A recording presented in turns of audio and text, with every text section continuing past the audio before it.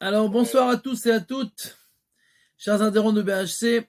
Ce soir, notre étude Bizrat Hashem sera dédiée à l'élévation de l'âme de mon cher tonton, mon cher oncle, Prosper Massaoud Matzliach El Koubi.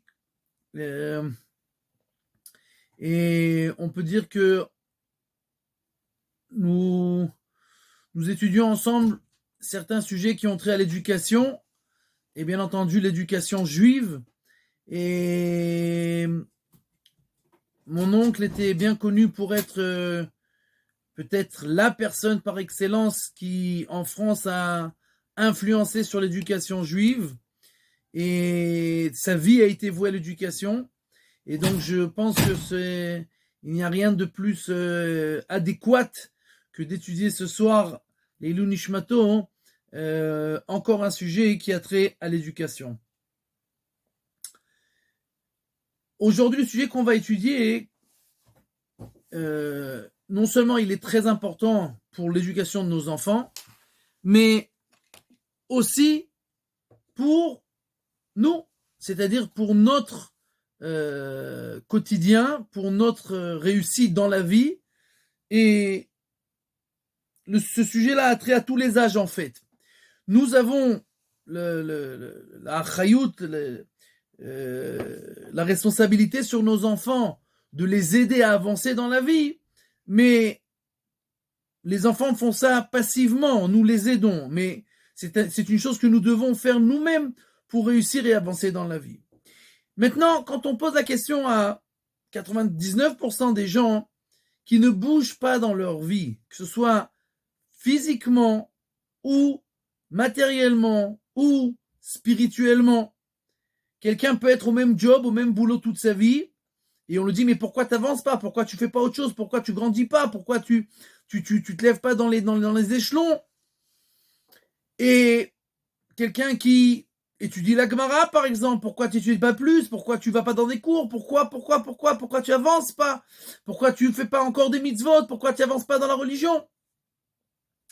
Et on a toujours des dizaines et des dizaines d'excuses et d'explications, entre guillemets, plausibles, mais à la fin du compte, la vérité des vérités, c'est que les gens ont tout simplement peur de faire des changements. Nous avons tous peur, énormément, terriblement, de faire des changements dans notre vie. On aime le train-train, on est serein dans ce train-train, on n'a pas peur, on se sent en sécurité, et quand il y a des petits-enfants, les petits-enfants veulent toujours être grands. Ils veulent grandir, ils veulent faire des changements. Le garçon va aller déjà avec les lunettes de son père, et les chaussures de son père, et le costume de son père, et la fille de même avec les habits de sa mère. Et après, quand on est grand et adulte, on veut redevenir enfant. Et donc en fait, la majorité de sa vie, on n'est jamais content. Quand on est petit, on veut devenir grand. Quand on est grand, on veut redevenir petit. Donc la personne n'est jamais bien dans sa peau, entre guillemets. ברוך אתה אדוני אלוהינו מלך העולם שהכל נהיה בדברו. Maintenant, chaque enfant, dans sa nature, c'est-à-dire c'est la nature de l'homme depuis sa naissance, c'est d'avancer, de faire des changements. Et en fait, ce qui se passe, c'est que nous l'arrêtons. C'est-à-dire, il se déguise, nous l'arrêtons.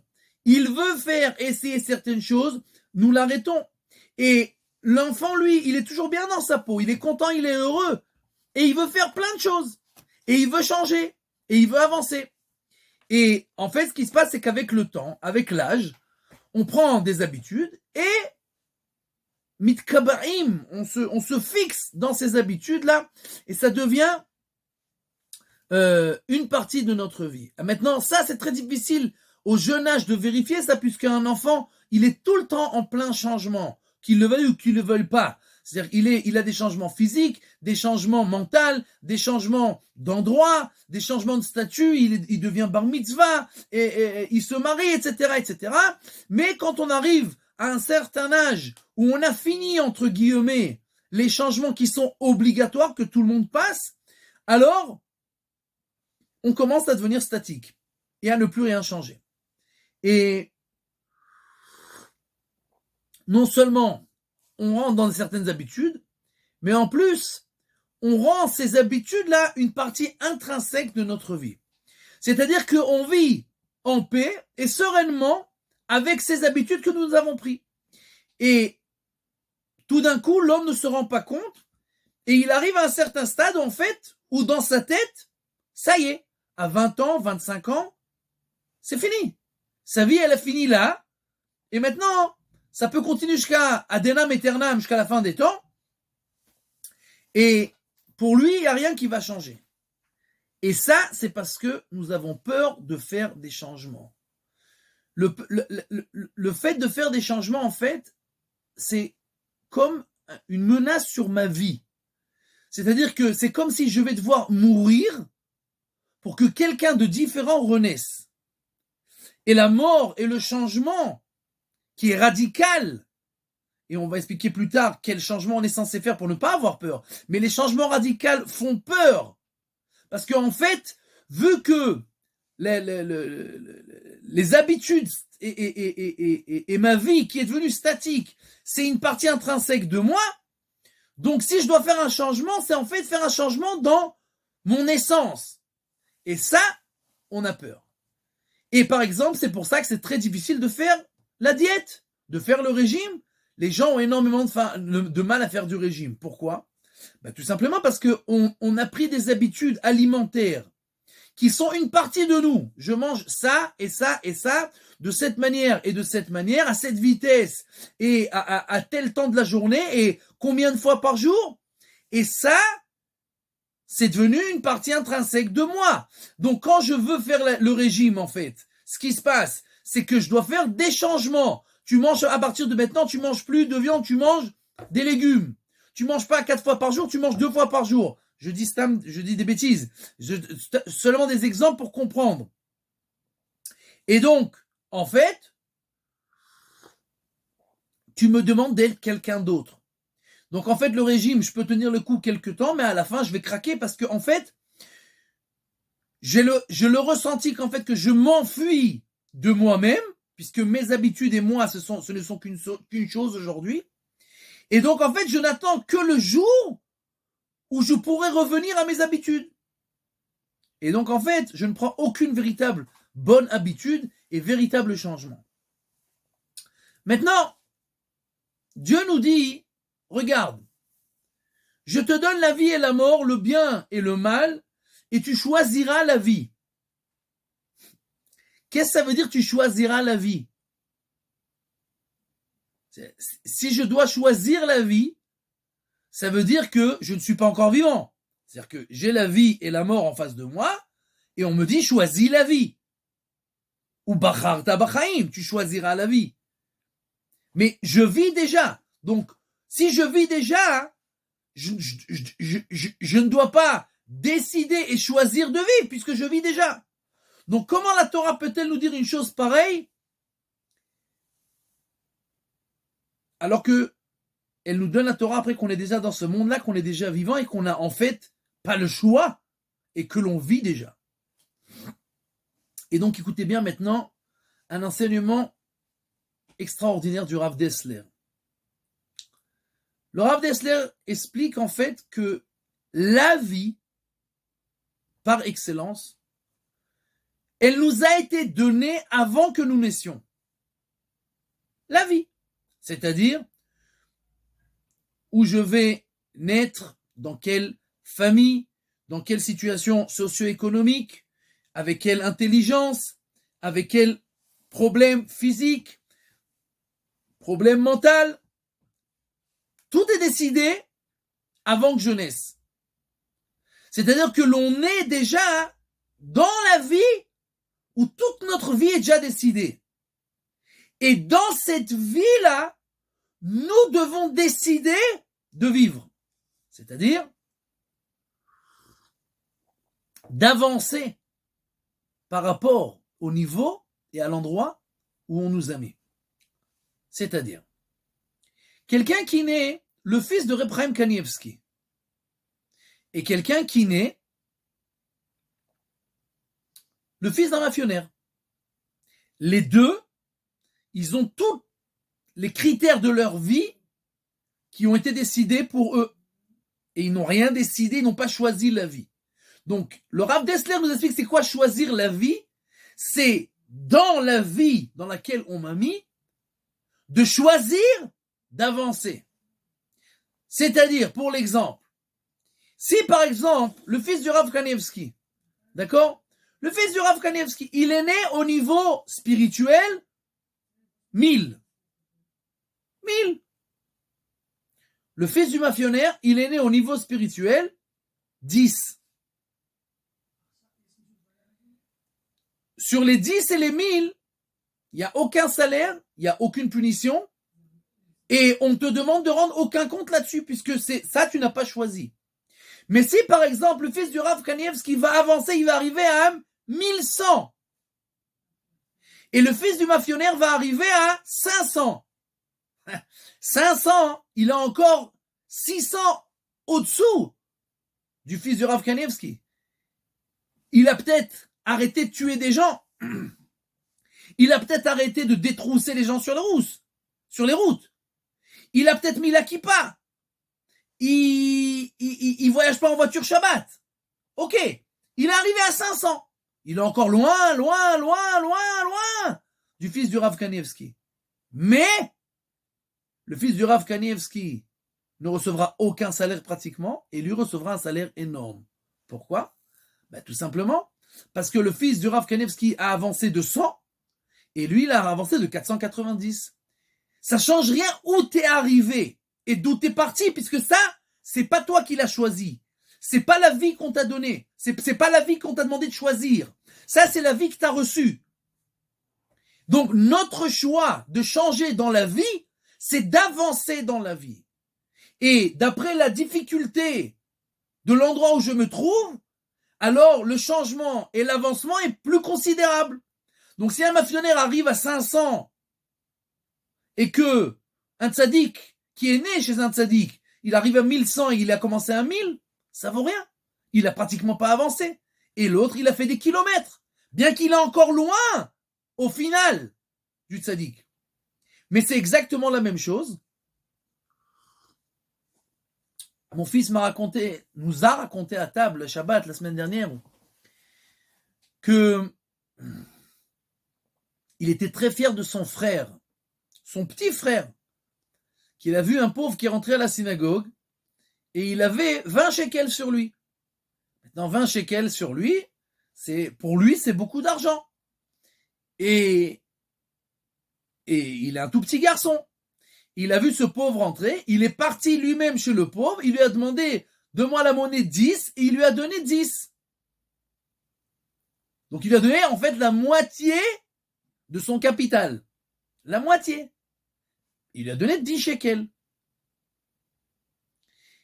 Si une personne âgée qui a un travail était là-bas et avait donné 100 shekels à ce pauvre-là, qui c'est qui a plus choisi et qui a fait un plus grand effort et qui a avancé plus dans son âme? Ce petit enfant, mon fils, entre parenthèses, qui a donné le moitié de son capital. C'est 10 shekels, il est encore loin des 100. Il y a encore 90 qu'il a donné plus l'autre. Oui, mais l'autre 100 pour lui, c'est rien par rapport à ce qu'il gagne. C'est rien par rapport à ce qu'il a dans la poche. C'est rien par rapport à ce qu'il a dans la banque. Mon fils, il n'a pas de banque. C'est un petit garçon. Et il a 20 shekels. Et il lui a donné la moitié. Donc c'est exactement la même chose. On ne décide pas où on est. Mais dans l'essence, nous n'avons pas le choix. La Torah nous ordonne d'avancer et de se transformer tout le temps. De changer tout le temps. Ou bacharta bachaim. C'est exactement l'inverse de l'animal. L'animal, behema, ma. Tout ce qu'il a besoin, l'animal, il est en lui. À l'instant où un animal est né, tout ce qu'il va faire dans sa vie se résume à l'instant où il est né. Parce qu'à l'instant où il est né, il marche déjà, il mange déjà, il va, il sait où est sa mère, il pratiquement tout est déjà en lui. Et les changements vont être minimes. Il va grandir un petit peu, grossir un petit peu, devenir un peu plus agressif, mais rien d'essentiel.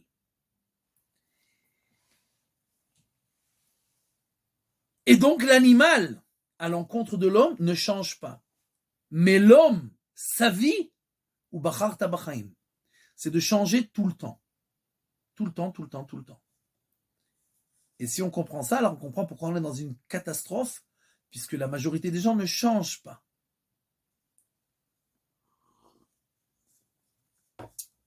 Maintenant, un frère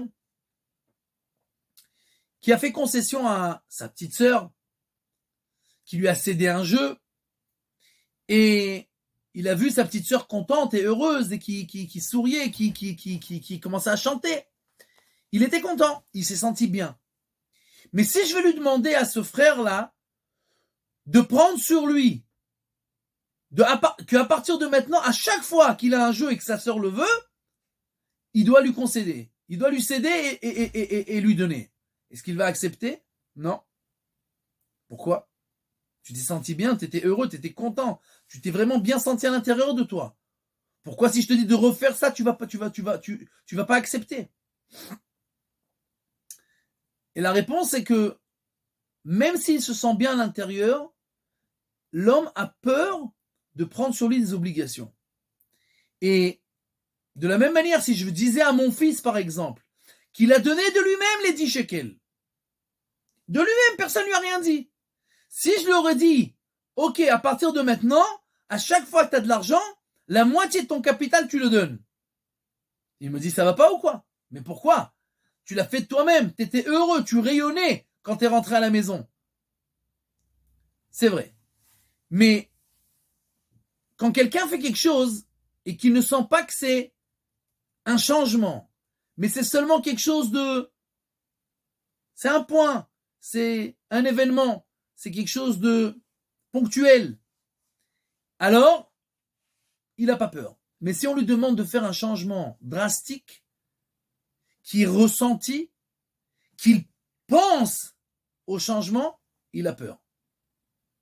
Alors que le changement, il l'a fait lui-même. Avant, il n'avait pas donné son argent, maintenant il l'a donné de lui-même. Mais c'était pas pour lui un changement, c'était quelque chose de ponctuel. Il a donné à sa sœur, il a cédé, mais c'était ponctuel.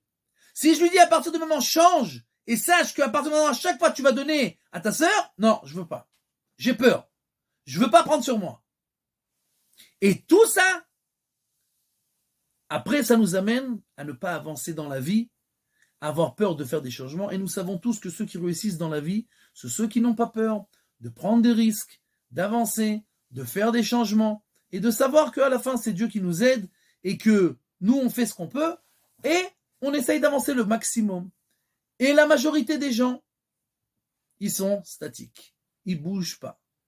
Et tout ça, ça vient parce que une mauvaise éducation. Chez les gens qui n'ont pas de Torah, faire des changements et avancer, c'est un bonus. Pour un serviteur d'Akadosh Baruch Hu, avancer, c'est l'essence de la vie. On ne te demande rien d'autre dans ta vie que d'avancer. C'est-à-dire que l'essence de l'homme, c'est de changer tout le temps. Notre corps est fait de cellules. Nos cellules meurent et se renouvellent et se régénèrent tout le temps. Tous les 3 mois, toutes les cellules de notre corps sont rechangées.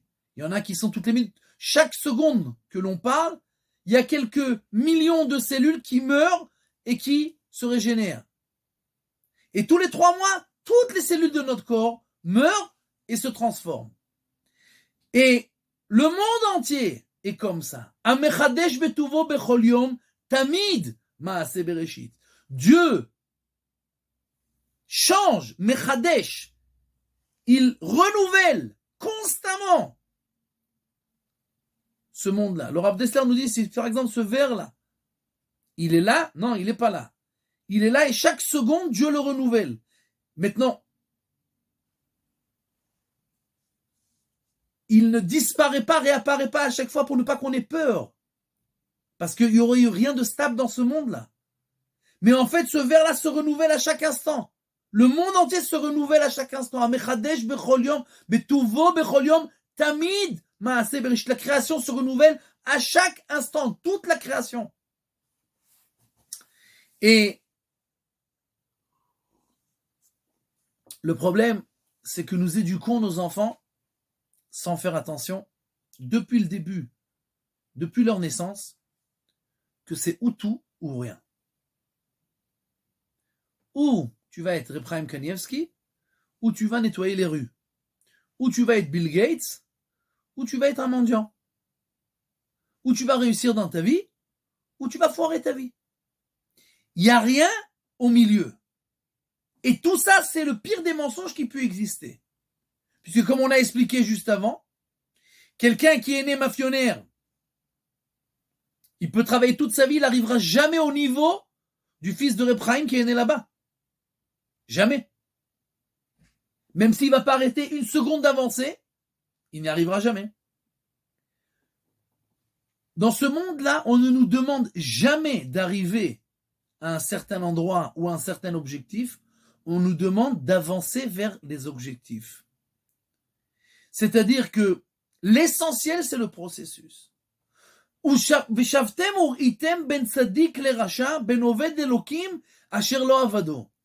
regarderez, vous vérifierez, et vous verrez la différence entre le tzaddik et le rachat, entre le serviteur de Dieu et celui qui ne l'a pas servi.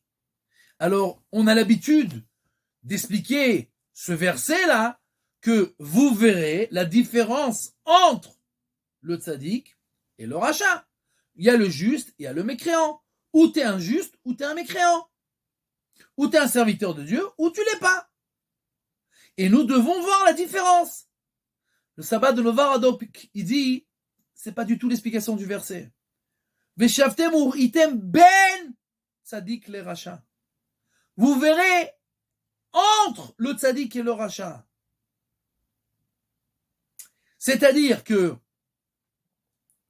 on oublie comment un homme devient tzaddik. On n'est pas tzaddik, parce que quelqu'un qui naît tzaddik, alors il n'est pas tzaddik, il a rien fait.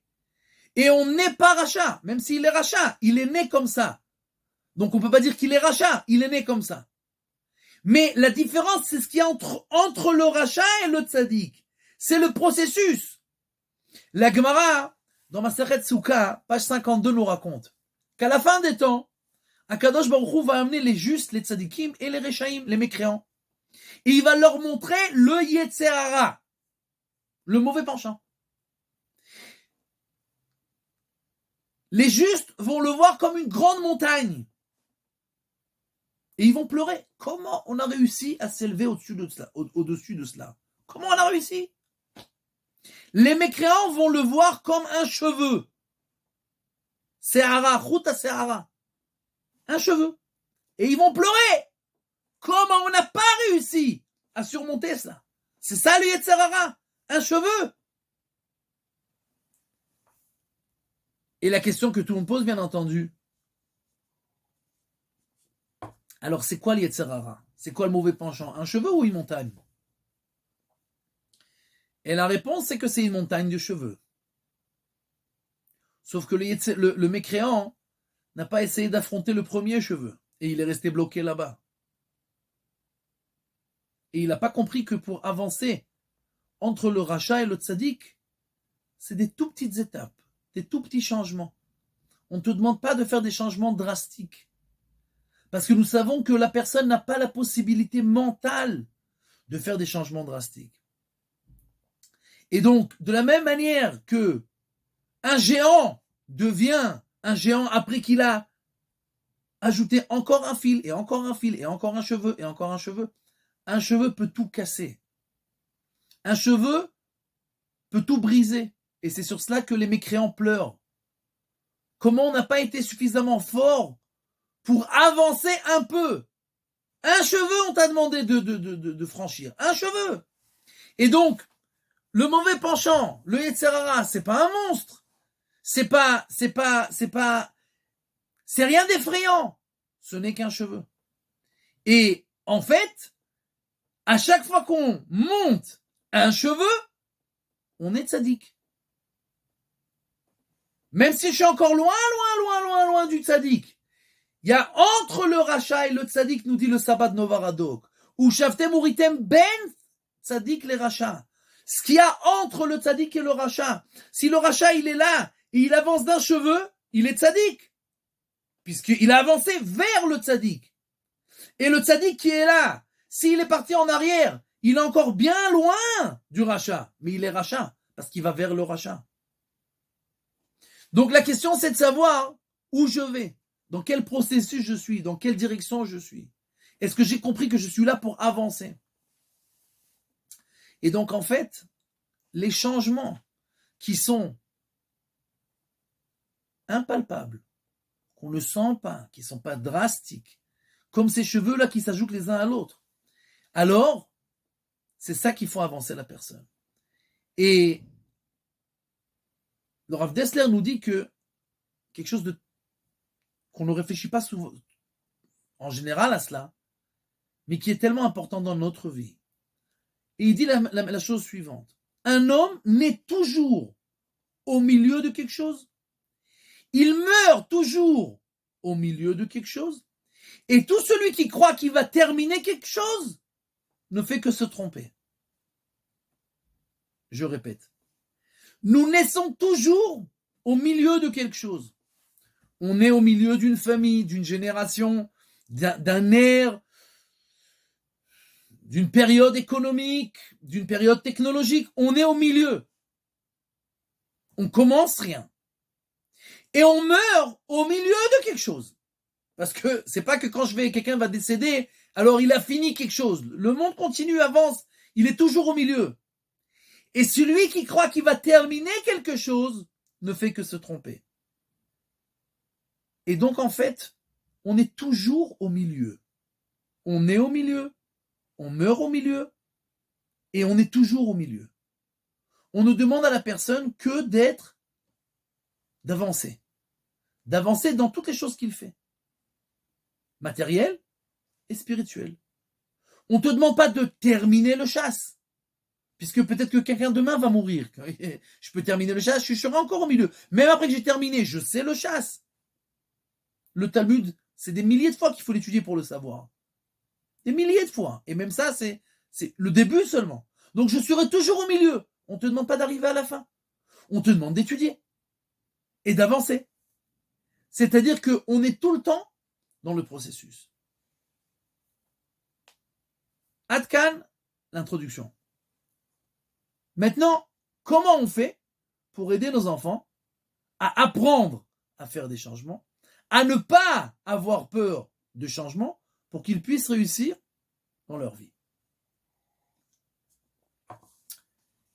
Alors, il y a d'abord des choses qu'on ne doit pas faire. Il y a deux sortes de choses. Il y a des choses qu'on doit faire pour les aider à avancer, et il y a des choses qu'on ne doit pas faire. Alors, la première chose, c'est que comme on l'a dit, l'enfant, il naît tout le temps en train de vouloir avancer, faire des changements, être comme les grands, etc. Alors tout simplement, ne pas l'embêter, ne pas le déranger, ne pas l'empêcher de faire pratiquement tout. Tant qu'il n'y a pas de danger véritable, laisse-le faire. Qu'il apprenne, qu'il n'ait pas peur. Et chaque chose nouvelle qu'il veut faire, tout simplement le laisser. Et même s'il prend certains risques, encore une fois, tant que c'est pas dangereux, il a 3 ans, il veut prendre le marteau, papa, 2 mois, je vais mettre le marteau et les clous. Prends mon fils, prends. La majorité des parents, qu'est-ce qu'ils vont dire? La majorité des parents, qu'est-ce qu'ils vont dire? Ils vont dire, ça va pas ou quoi, t'es trop jeune, laisse, regarde papa comment il fait. Et l'enfant apprend, prend pas de risque. Prends pas de risque. Mais il va se faire mal. Et alors? Maintenant, le gosse, il prend le marteau, il donne un coup, paf, dans le doigt. Aïe! La majorité des parents, ah, je t'avais prévenu. Qu'est-ce qu'il apprend le petit? Ok, sois pas stupide, ne prends aucun risque jamais. N'avance pas, ne fais pas de changement, n'essaye pas. Mais si le père lui dit, prends mon fils, essaye. Il va se donner un coup. c'est pas grave. Moi aussi, plein de fois, je me suis donné des coups. Jusqu'à qu'on apprend. Alors, il n'a pas peur. Alors, il comprend que la vie, elle est faite d'essais, de réussite et de... Comment on dit l'inverse de la réussite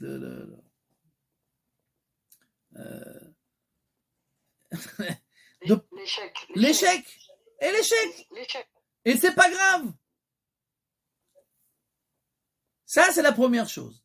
La deuxième chose, c'est d'écouter nos enfants. Nos enfants ont toutes sortes d'idées. Et ils ont toutes sortes de fantasmes. Et bien entendu, nous, les grands qui sommes responsables, et qu'on est là pour les éduquer et leur montrer la vérité. Alors, directement, mais dis pas des bêtises. Mais quand tu vas grandir, tu vas comprendre. Mais non, c'est pas comme ça. Et l'enfant commence à ingurgiter sans arrêt que ce qu'il pense, ce qu'il réfléchit, c'est pas bien. Réfléchis pas trop. Ne prends pas des sortes de réflexions que, en général, tu vas te tromper. N'essaie pas de réfléchir, n'essaie pas d'avancer, n'essaie pas de... Non. Pourquoi? Parce qu'à chaque fois que je parle, on me dit que c'est pas vrai, que c'est pas bien. Quand je vais grandir, je vais comprendre, etc. Et donc, en fait, le premier stade, c'est tout simplement de ne pas déranger nos enfants. Les laisser dans leur nature que Dieu leur a donnée, de vouloir changer, de vouloir avancer, de vouloir faire des changements, de vouloir prendre des risques. Et nous, la seule chose qu'on doit faire, c'est doit pas les déranger. On doit laisser et les encourager. Plus que ça. Chaque réalité, elle est perçue plus en profondeur par son inverse. C'est-à-dire, si tout le monde était beau dans ce monde-là, alors il n'y a aucune valeur à la beauté. Mais Baruch Hashem, il y a plein de gens qui sont moches. Alors quand on voit quelqu'un de beau, alors on dit, oh, il est beau. C'est-à-dire que la réalité, on l'aperçoit en profondeur par son inverse. Si tout le monde était tout le temps en bonne santé, alors il n'y a rien de spécial d'être en bonne santé. Mais nous voyons autour de nous malheureusement des gens qui sont toujours malades et qui meurent, et des maladies, etc., ou qui ne se sentent pas bien. Alors que moi, je suis en bonne santé. Oh, Baruch Hashem. Notre éducation, elle ne consiste pas à amener nos enfants à ne pas tomber dans le puits, mais à savoir que l'on peut tomber dans le puits et se relever, et que ce n'est pas grave. Et non seulement que ce n'est pas grave, mais si je ne tombe jamais, je n'ai aucun plaisir de me relever. Si je n'ai jamais vu de gens moches, de gens moches, je n'ai aucun plaisir à voir des gens beaux. Si je n'ai jamais vu des gens malades, je n'ai aucun plaisir à voir des gens en bonne santé. Et si je n'ai jamais eu d'échec, je ne prends véritablement pas de plaisir à avoir des réussites. Un enfant qui a tout le temps 10 sur 10 à ses examens, c'est une catastrophe. Il faut prier une fois qu'il est 5, qu'il est 4. Et alors lui dire, oh, c'est extra. La prochaine fois, quand tu vas étudier plus et que tu vas avoir 10, le plaisir que tu vas avoir par rapport aux 5 que tu as reçus, il va être 10 fois plus grand que quand tu as tout le temps 10. Parce que quand quelqu'un il a tout le temps 10, il n'a aucun plaisir déjà. Pourquoi? C'est monotone. Ok, c'est tout le temps la même chose. Mais quand j'ai eu en maths 5 et qu'après j'ai eu 10, oh, alors là, je me sens véritablement bien. Donc si j'ai eu un échec, j'ai pris le marteau, je l'ai planté sur mon doigt, en lieu de mettre sur le clou. Mais la prochaine fois que je vais arriver, oh, c'est pas si simple. Donc si je suis arrivé, mon plaisir est encore beaucoup plus grand. Nous devons éduquer nos enfants à prendre plaisir de l'échec. Pas prendre plaisir de la réussite. Parce que le véritable plaisir dans la vie, il y a toujours des échecs. Sauf que quelqu'un qui n'a pas qui n'a pas appris à confronter les échecs, alors il se brise. Dès que quelque chose change, il n'arrive plus. Et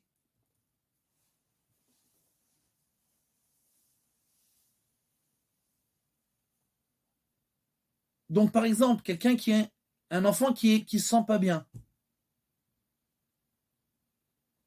Réflexe matrimonial, primordial.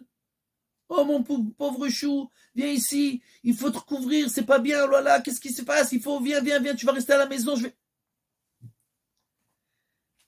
Non. Ah bah, au Hachem, c'est bien aussi d'être malade.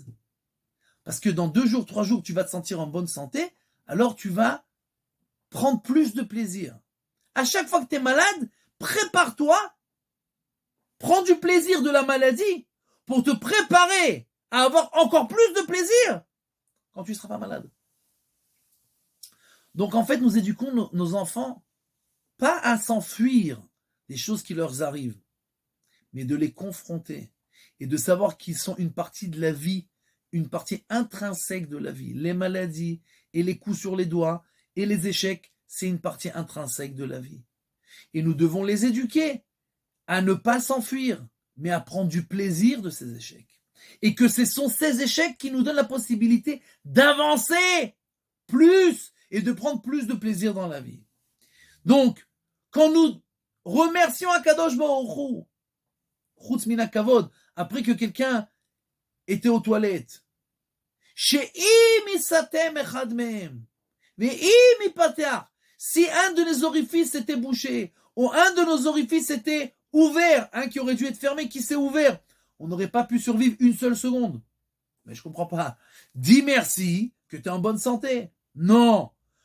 Pour ressentir que je suis en bonne santé, que je dis véritablement merci, j'essaye de réfléchir. Qu'est-ce qui s'était passé si j'étais malade? La véritable manière de dire merci est de ressentir la merci. La reconnaissance à Akadosh Baruch Hu. C'est pas de dire je suis en bonne santé. Ça, je le sens pas véritablement. Parce que tu es tout le temps en bonne santé. Mais si quelqu'un se concentre quand il fait la bracha après être aux toilettes, que si chas v'shalom, on est à l'hôpital, on connaît des gens qui ont des orifices qui s'ouvrent, qui se ferment, etc. Ils sont malades et ils souffrent le martyr. Alors ma manière de dire merci et le plaisir que j'ai de dire merci, il est tout autre.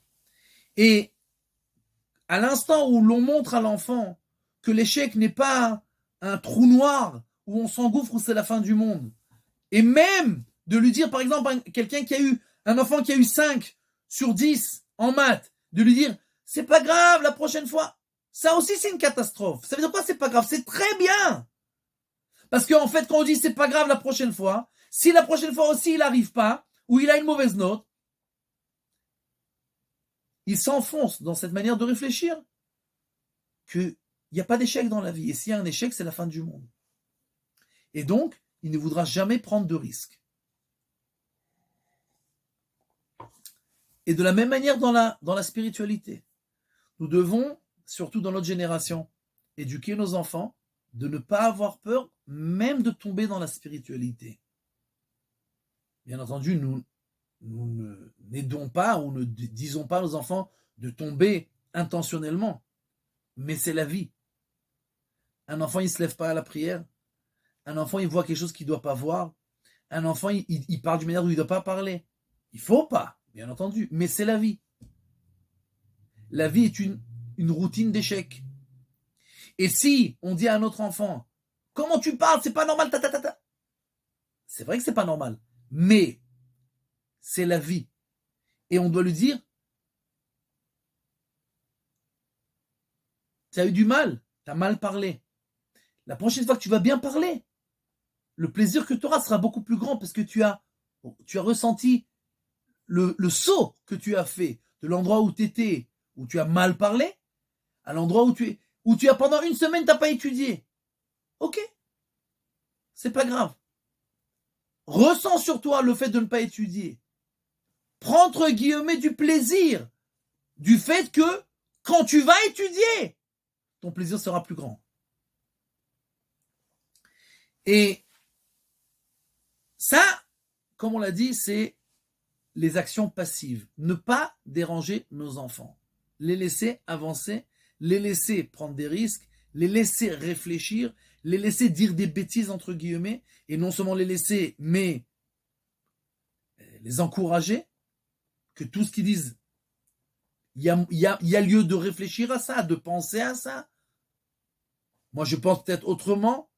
Peut-être qu'il y a d'autres manières de réfléchir. On peut parler avec notre enfant, mais pas d'annuler ce qu'il dit. Parce que même s'il dit des bêtises, quand il va grandir, il va comprendre de lui-même que c'est des bêtises. Mais si on l'éduque à chaque fois que tout ce qu'il dit, c'est des bêtises, alors il va arrêter de réfléchir. Ça, c'est le côté passif. Maintenant, qu'est-ce qu'on fait d'une manière active? Eh bien, tout simplement, on aide nos enfants à faire des changements tout le temps.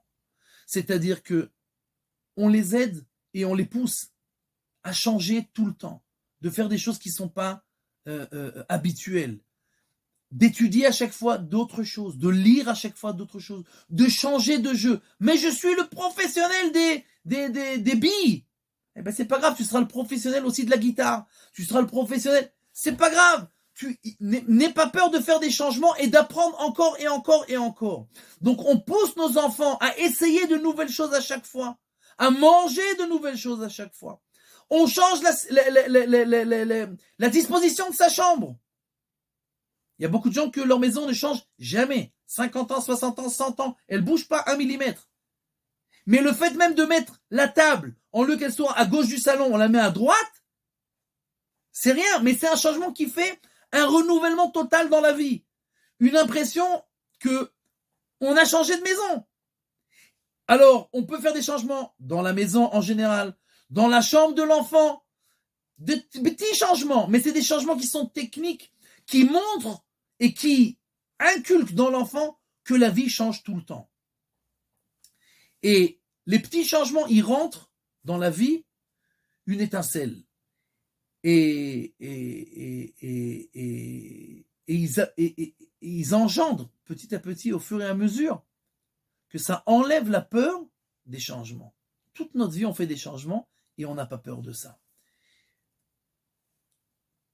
Maintenant, quand on veut que notre enfant fasse un changement, on ne va pas lui dire à partir de maintenant, par exemple, un enfant, il se lève tous les jours tard. Tous les jours, il se lève, il doit arriver à l'école à 8h30, il se lève à 8h15.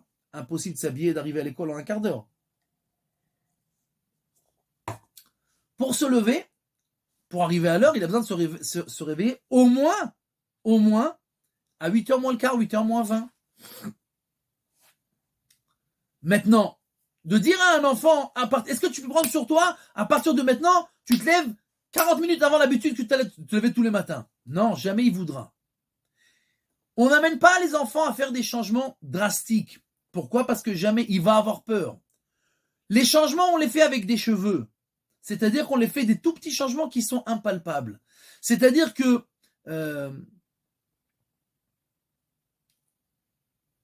nous-mêmes, l'enfant il se réveille tous les jours à 7h15. Alors on le réveille à 7h10. 7h10 et 7h15, lui-même il ne verra pas la différence. Mais c'est un changement, petit à petit. Après 1 mois, 2 mois, on passe à 7h05. Il ne verra pas la différence. Parce que c'est un changement qui est impalpable.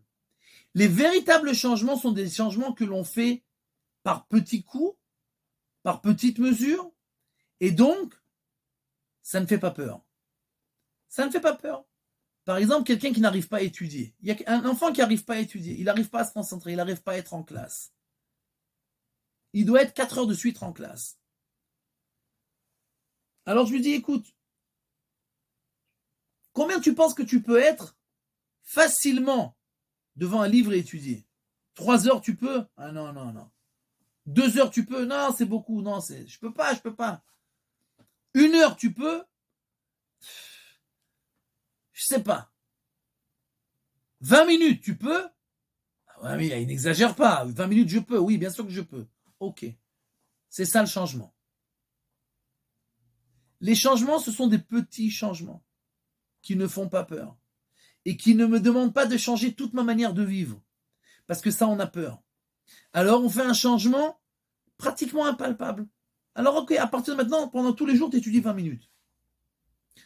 Quelqu'un qui va s'habituer à étudier tous les jours 20 minutes, si dans 2 mois, je veux dire, écoute, on passe à une demi-heure, c'est pas la fin du monde, hein, une demi-heure, 20 minutes, c'est rien du tout.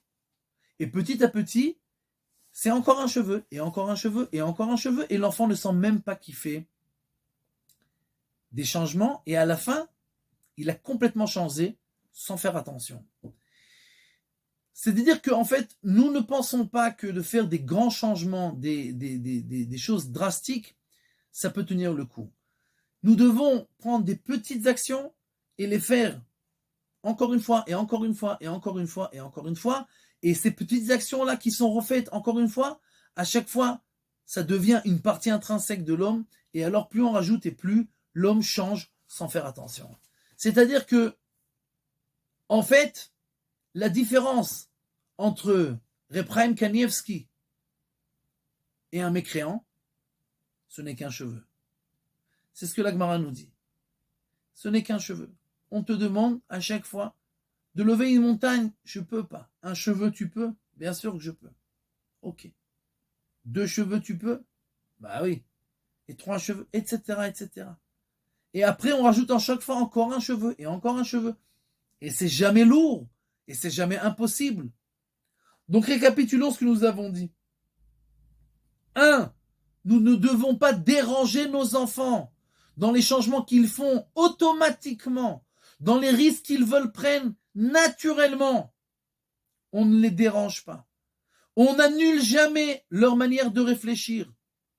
On ne dit pas que c'est des bêtises. On les laisse réfléchir, on les laisse dire des bêtises. Et à la fin, eux-mêmes, ils changeront d'avis. Mais ne pas annuler leur manière de réfléchir. Et positivement, pas seulement passivement, les encourager à faire des changements tout le temps, des changements techniques, des changements d'amusement, etc. Aujourd'hui, on a parlé des enfants essentiellement, et on a parlé comment on fait pour passivement, essentiellement, aider nos enfants. C'est-à-dire que ce n'est pas eux qui font véritablement les changements, c'est nous qui les amenons à faire les changements.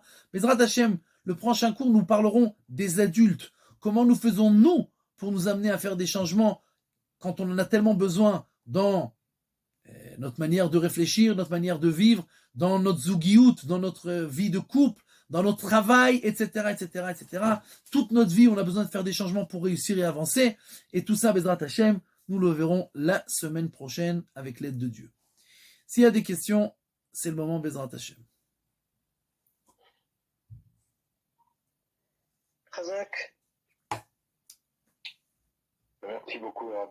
Alors, moi j'avais une question. Ken. Alors, tu dis que on laisse l'enfant, entre guillemets, prendre des risques, c'est ça? Ken. Pour qu'il apprenne de ses échecs. נכון. Maintenant, si l'orientation qu'il prend n'est pas entre guillemets, une bonne orientation, est-ce que on le laisse aller dans cette direction? Il y a risque et risque. C'est pour ça qu'on a dit que tant qu'il n'y a pas de risque majeur, c'est-à-dire que un enfant, il fait ses expériences. Il fait ses expériences. Maintenant, bien, d'abord, ça dépend. Là, ce qu'on a parlé aujourd'hui, on parle du bas âge. On parle de l'âge jusqu'à environ 6-7 ans. D'accord? C'est de ça qu'on parle. Après, déjà, c'est foutu. C'est-à-dire, si on l'a pas fait, ça change plus rien. Maintenant, on doit réparer. On doit apprendre notre enfant lui-même à faire des changements de lui-même. Et ça, c'est déjà plus compliqué, comme on l'a dit, on verra la semaine prochaine. Mais tant qu'il n'y a pas de choses vitales, et la majeure 99% des choses qu'un enfant il fait à cet âge-là, il n'y a rien de vital, il n'y a aucune orientation qui peut être grandiose ou importante. Donc, quoi qu'il veuille faire, d'accord, qu'il n'y a pas de danger, on le laisse. Je ne parle pas de choses qui dérangent maintenant la manière de vivre ou qui veut maintenant, je sais pas, allumer un feu dans le salon. Je ne parle pas de choses pareilles, d'accord? Mais des choses qui ont trait à lui et qui... Peut-être que moi, j'aurais pas fait ça. Ben ça là. Il veut construire, je sais pas, quelque chose dans la cour. Je sais qu'il pourra pas le faire. Je lui dis pas. Ben Atzlacha. Essaye, il n'y a pas de problème, c'est comme ça qu'on apprend. Il va essayer, il va se casser un doigt, c'est pas grave. Rien de grandiose. Mais il n'a pas peur. Et on lui dit la prochaine fois, c'est pas grave. Moi aussi, je me suis cassé des doigts. Il n'y a rien de grave. La prochaine fois, tu y arriveras. Ça lui prendra 2 fois, 3 fois, 10 fois, 100 fois, c'est pas grave. L'essentiel, c'est qu'il apprenne et qu'il ingurgite en lui-même qu'il est capable de tout. Et si on n'a pas fait tôt, donc, alors à ce moment-là, on ne peut plus rattraper. C'est-à-dire, si un enfant, par exemple, a, imaginons 15 ans, il te dit, il a une crise, et il dit, moi, je ne veux plus mettre les filines. Imaginons, on fait quoi? On lui dit, vas-y, test.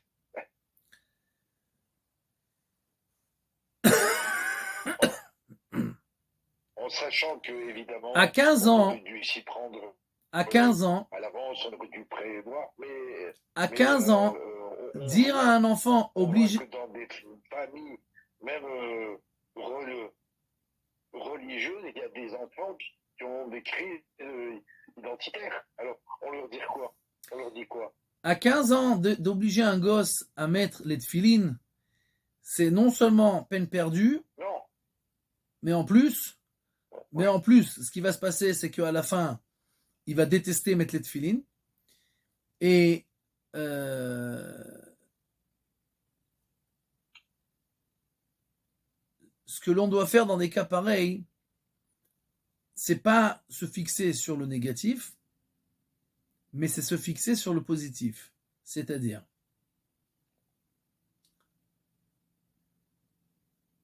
l'enfant, pourquoi il ne veut pas mettre les tefilines? Parce qu'il ne ressent rien. Ça lui fait rien. C'est des boîtes noires qui lui pèsent lourd sur la tête, qui lui enlèvent le gel de sa coiffure et qui l'oblige à se lever tôt le matin. Il voit pas grand-chose au-delà de cela. Maintenant, si une fois, je l'ai vu avec les tefilines, et je viens et je l'embrasse, je l'enlace, je lui dis, yo, quelle lumière rayonne de toi, quelle joie il y a dans le ciel maintenant. Je lui dis pas, hein, alors rappelle-toi, maintenant fais ça tous les jours. Non, parce qu'en fait, quand je dis une chose pareille, c'est pas vraiment que je pense que je dis, c'est que j'essaie de l'amener à une certaine situation. Non. Je parle de ce que je vois maintenant, ce que je ressens. Un enfant, il aime que l'on ressente des bonnes choses par rapport à lui. Ça le renforce en lui-même, ça le réjouit en lui-même. Alors, à chaque fois qu'il aura la possibilité d'être filine, il les mettra, il commencera à prendre du plaisir lui-même d'être filine, même comme son père n'est pas là. Imaginons, il veut plus les mettre du tout. Je prends un exemple. Hein. Voilà, il veut plus les mettre. Il ne s'agit pas de chez moi, mais j'essaie d'imaginer un enfant comme on en connaît. Bien entendu. Il ne veut plus mettre les filets du tout. Et donc il y a fort peu de chances que tu le vois un jour avec les filines pour lui dire que tu es beau, que ça rayonne. Il n'aimait plus. Qu'est-ce que je lui dis? Rien. Rien. Beaucoup d'amour, beaucoup de mots qui le renforcent. Un qui lui montre qu'on l'aime parce que c'est notre fils, et 2 parce que c'est le fils d'Akadosh Baruch Hu, et de se rappeler qu'au final, ce fils, il ne m'appartient pas. C'est sa vie. Moi, on me l'a donné en tant que picadone. On m'a demandé de m'en occuper. Mais je ne peux pas faire plus que de lui montrer la route. À la fin, c'est sa vie. Et si on lui montre la beauté des choses, on le renforce, et ça n'existe pas qu'il ne mettra pas les filines. S'il est dans un environnement, il sera obligé, la bar mitzvah de son frère, un ami, une prière, il sera obligé à un moment ou à un autre de les mettre. Il sera obligé. Et ça change rien. Il voit son père. Maintenant, s'il voit son père, bien entendu, il met les tefilines de son père. Mais il les met à la maison 3 minutes. Ok. C'est comme, pour lui, c'est un jeu. Ça vaut rien. Ou le père, il va en trépignant. Ouf, j'en ai marre de me lever. J'en ai marre. Et alors l'enfant, il apprend que les tefilines pour son père, ça vaut rien non plus. Sauf que son père, il n'a pas la force d'arrêter parce qu'il est habitué ou qu'il a peur de ce qu'on va dire. Et moi, j'ai pas peur de ce qu'on va dire. C'est la différence. Mais si un père, il vit véritablement ça, il est joyeux. Bien entendu, on doit avoir beaucoup de prières tout le temps, mais en général, c'est pas censé arriver. Mais le risque zéro n'existe pas. C'est ce que j'ai dit, il faut tout le temps prier. Ok. Merci beaucoup. Simcha Rabba.